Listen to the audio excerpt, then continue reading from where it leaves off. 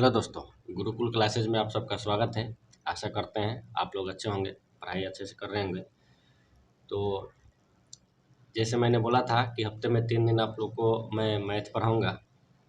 वो शेड्यूल के हिसाब से होगा कि कितने दिन 10+2 का होगा, कितने दिन 10वीं का और कितने दिन 9th का या कंपटीशन का, वो अलग चीज़ है।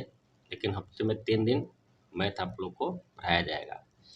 आज सेकेंड डे है अपना मैथ का, सेकेंड क्लास है।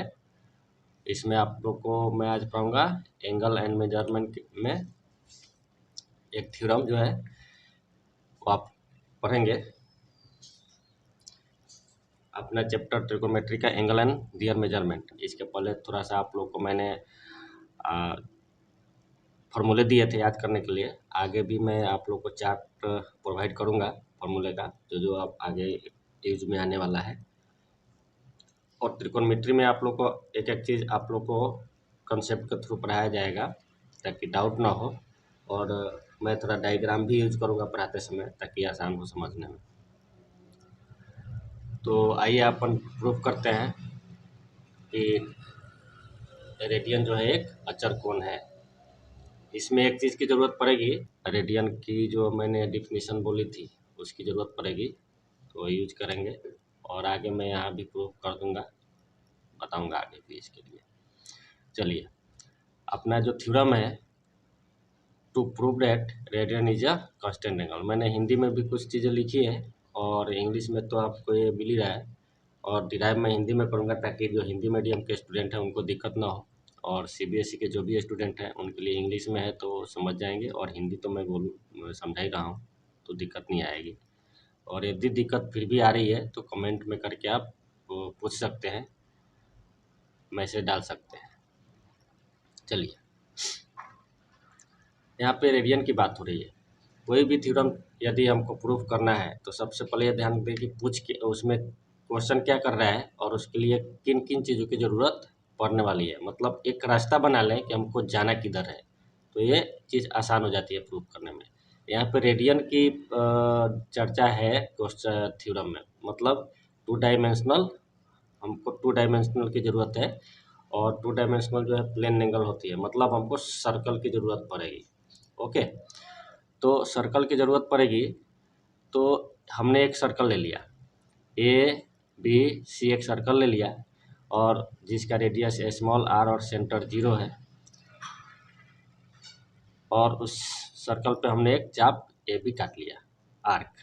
ओके, हमने चाप इस प्रकार लिया कि ए बी जो है उस वृत्त की त्रिज्या आर के बराबर हो जाए। ठीक है, ये चाप ए बी और त्रिज्या आर ये दोनों बराबर है। मैंने ऐसा आर्क काटा जो ले लिया जो इस त्रिज्या आर के बराबर है। ओके, अब यहाँ से देखिए, ओ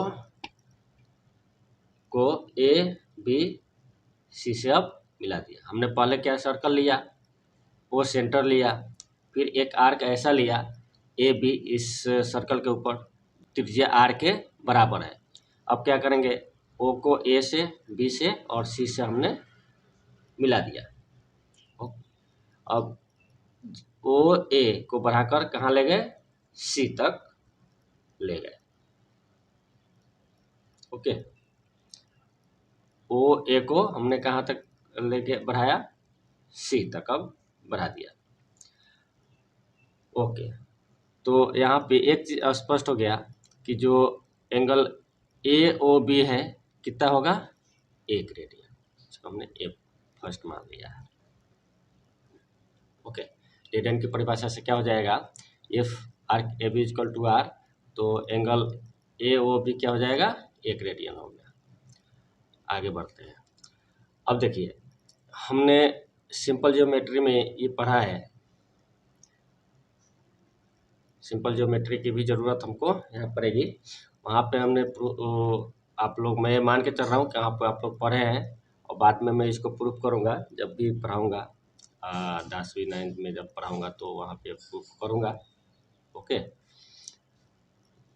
अब note at the angle subtended at the centre of the circle are proportional to the corresponding arcs. मतलब साधारण ज्यामिति में हमने पढ़ा है कि वृत्त के केंद्र पर बने कोण संगत चापों के समानुपाती होते हैं। मतलब वृत्त के केंद्र, ये जो है अपना केंद्र है, वृत्त के केंद्र पर जो कोण बना और संगत चाप के समानुपाती होता है। मतलब कोण ए ओ बी चाप ए बी के समानुपाती होगा और कोण ए ओ सी इस वृत्त पर बने चाप आर्क ए बी सी के समानुपाती होगा। ओके, ठीक है। तो यहाँ इस परिभाषा से क्या हो जाएगा, angle A O B is divided angle A O C is equal to arc A B upon arc A B C. Okay, angle A O B upon angle A O C is equal to arc A B upon arc A B C. या हम इसको ये लिख सकते हैं, angle A O B अपने को proof क्या करना है, एंगल ए ओ बी जो है अपने को ये प्रूफ करना है कि एंगल ए ओ बी जो है एक कांस्टेंट एंगल है। यहाँ पे देखिए, to prove that radian is a constant angle, अपने को प्रूव करना है कि एंगल ए ओ बी जो है एक कांस्टेंट एंगल है। ओके, चलिए तो यहाँ एंगल ए ओ सी को देखते हैं। ए O C, angle A O सी कितना एंगल हो जाएगा, टू राइट एंगल। यहाँ पे मैंने एक ग्राफ बनाया है, इसको 4 पार्ट में डिवाइड किया है। 1 पार्ट 1 समकोण, 2 समकोण, 3 समकोण, 4 समकोण, first quadrant, second quadrant, third quadrant and fourth quadrant. मैं ये पढ़ाऊंगा आगे क्वाड्रेंट के बारे में 1-2 क्लास के बाद। तो ये ग्राफ मैंने केवल समझाने के लिए लिखा है, आप लोग यदि क्लियर है तो इसको बनाने की ज़रूरत नहीं है। ओके, आप अपने फेयर में या कुछ भी यहाँ पे बनाने की ज़रूरत नहीं है, बस ये समझने के लिए है। ओके, तो यहाँ पे 2 राइट एंगल 1 एंड 2, यहाँ से हाफ इसके सर्कमफ्रेंस का हाफ टोटल जो है 2 राइट एंगल है, मतलब 2 समकोण। तो इसको हम 2 राइट एंगल लिखिए। और आर्क ए बी किसके बराबर है, arc A B equal to a small R. Okay, और यहाँ आर्क ए बी सी कितना हो जाएगा, हाफ ऑफ सर्कमफ्रेंस। सर्कमफ्रेंस कितना होता है अपना 2 पाई आर, तो हाफ ऑफ सर्कमफ्रेंस हो जाएगा पाई आर।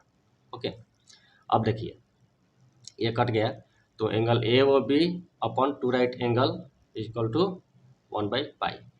ओके, इसलिए angle A O B equal to क्या हो जाएगा, 2 राइट एंगल अपॉन पाई, यानी 2 राइट एंगल कितना डिग्री के बराबर हो जाएगा, 180 डिग्री के बराबर। Okay, 90 degree plus 90 degree. हम यदि इधर से बाएं साइड चले, ये याद रखिएगा, जो सर्कल में क्लॉकवाइज एंटी क्लॉकवाइज चलते हैं तो पॉजिटिव और क्लॉकवाइज चलते हैं तो निगेटिव। मतलब अपने जो रेफरेंस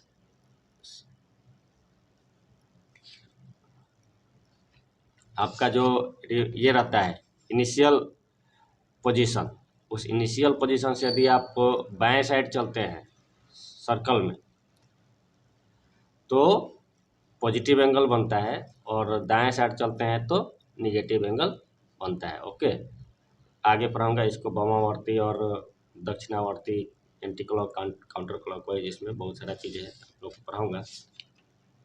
ओके, तो ये हो जाएगा 180। ठीक है, तो यहाँ पे 180 डिग्री बटा पाई हो जाएगा। ओके, अब एंगल ए ओ बी क्या है, angle A O B is equal to कितना है, 1 रेडियन, यानी 1 रेडियन इजक्वल टू क्या हो जाएगा, 180 बटा पाई। Okay, angle A O B कितना है, 1 रेडियन है, तो 1 रेडियन इजक्वल टू 180 डिग्री बटा पाई हो जाएगा। या इसको हम लिख सकते हैं, अब यहाँ से इसको पाई को यहाँ मल्टीप्लाई कर देंगे तो pi radian is equal to 180 degree. अब यहाँ पे देखिए हमारा 180 डिग्री बटा पाई जो है, इसमें कहीं भी जो सर्कल में आर है, रेडियस है, ये यहाँ पे सर्कल में जो रेडियस है वो यहाँ पे नहीं आ रहा है। मतलब कहने का अर्थ ये हुआ कि जो सर्कल का रेडियस है उस पे ये डिपेंड नहीं करेगा। मतलब 180 डिग्री बटा पाई जो है don't depend on the circle of the circle. Okay, जो सर्कल का रेडियस है उस पे ये डिपेंड नहीं करता है। इसका मतलब ये हुआ कि ये कांस्टेंट है। क्यों? क्योंकि ये रेडियस जो है, रेडियस के यदि यहाँ पे रहता तो वेरिएबल हो जाता है, रेडियस चेंज होता तो ये भी चेंज होता है। लेकिन यहाँ पे रेडियस का कोई यहाँ पे रेडियस नहीं है, तो रेडियस नहीं है इसका मतलब ये कांस्टेंट है। मतलब रेडियस पे डिपेंड नहीं करता है, इसका मतलब ये कांस्टेंट है। अर्थात यह क्लियर है कि 180 डिग्री बटा पाई जो है किसी भी सर्कल में सेम होगा। कहीं भी हो, कैसा भी सर्कल हो, उस सर्कल में 180 डिग्री बटा पाई जो है बराबर ही आएगा। इसका जो भी वैल्यू है 180 बटा पाई जो है 1 रेडियन के बराबर ही आएगा, उसमें कोई चेंजेस नहीं होगा। So it is clear that the value of 180 degree बटा pi in every circle will be same. Okay, किसी भी सर्कल में इसकी वैल्यू जो है सेम आएगी। इसलिए 1 रेडियन जो है 1 रेडियन 180 डिग्री बटा पाई क्या होगा? कांस्टेंट होगा। ओके, मतलब ये अपना प्रूफ हो गया कि जो रेडियन है वो कांस्टेंट एंगल होता है। ठीक है, 1 radian is equal to 180 degree बटा पाई। और 1 रेडियन कौन सा है? Angle AOB। AOB क्या है? 1 रेडियन है। ओके, और ये 1 रेडियन जो है 180 डिग्री बटा पाई हो रहा है। और ये जो है किसी भी सर्कल के रेडियस पे डिपेंड नहीं है। मतलब 1 radian is equal to 180 degree बटा पाई जो है कांस्टेंट है। मतलब कहने का अर्थ हुआ, ये प्रूफ हो गया कि angle AOB is equal to constant angle. Okay, so इसलिए प्रूफ हो गया। सो एंगल AOB जो है अपना, so angle AOB is equal to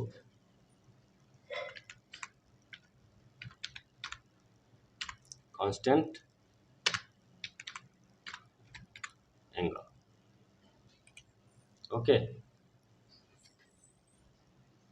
so angle AOB is equal to 1